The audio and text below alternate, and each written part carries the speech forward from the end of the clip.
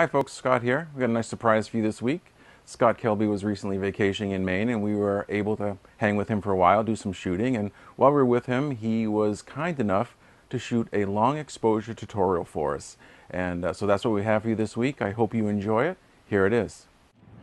Hi everybody, Scott Kelby here, and I've got a tip for shooting long exposure black and white images. Of course, we're going to shoot in color. We'll convert it to black and white later, but there's a couple of things you need to do and a couple of accessories you need to have to make this happen. Well, not just to make it happen, but to make it happen outdoors in the middle of the day, because that's the beauty of it.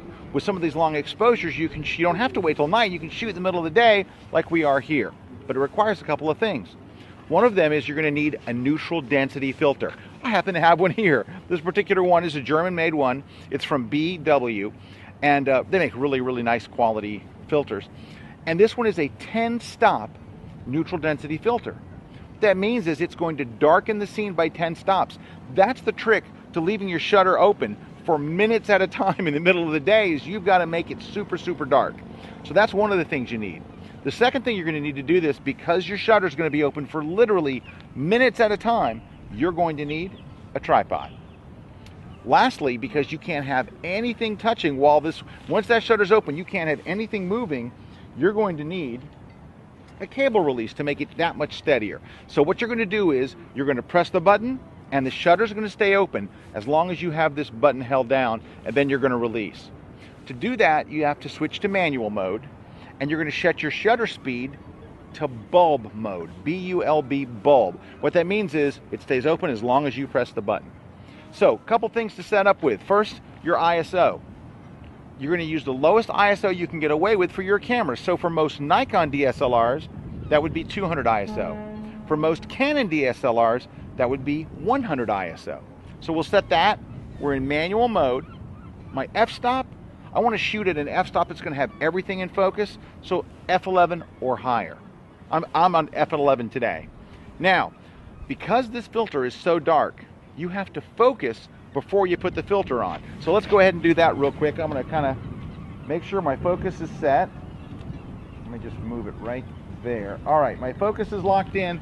I go and turn my focus from automatic to manual. Now the focus isn't going to move. Next, we put the filter on the front of the camera. So I'm screwing that on right now.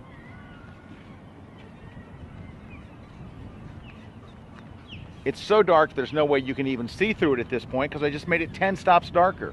But here's the other thing. You're going to be open for minutes at a time.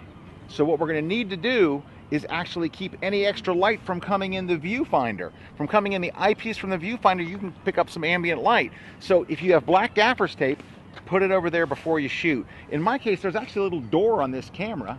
I can actually close it, so now it's completely closed and no extra light's going to get in there. Alrighty, so now we're set. We're on our tripod, 200 ISO. We have this set to bulb mode, and you'll notice I've even taken off the camera strap because it's a little windy, and that's will be often the case when you're outside. I don't want the camera strap lightly touching this. You want to stay away from this stuff from the moment you hit this button. One last thing, have a timer. I'm using my iPhone timer. We're going to go to the stopwatch setting, and I'm going to go for 2 minutes. We're just going to do a 2-minute exposure. Ready? I hit this start button. All right, now you're going to have to leave this open for 2 minutes. Am I going to stand here for 2 minutes? No. Through the magic of video editing and other stuff that I don't understand, this 2 minutes will go by incredibly quickly. 2 minutes, we release the shutter and see what we got.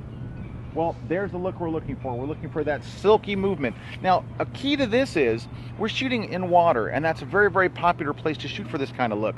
That way, the poles in the water stay perfectly still. So you'll see this done with docks. You'll see this done with shipwrecks. You'll see this done with anything that's going to stay perfectly still while there's movement, while the water moves, and that's what creates it. Also, we kind of have a cloudless sky tonight, but sometimes if you have clouds in the sky will get that same silky look. Well, those are the tips and the techniques and the gear you need to have to be able to do long exposure black and white. I hope you enjoyed the tutorial. I want to thank Scott for doing it for us and for you.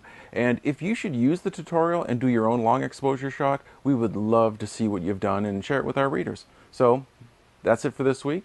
Thank you for coming to Weekly Photo Tips on YouTube. We'll see you next time.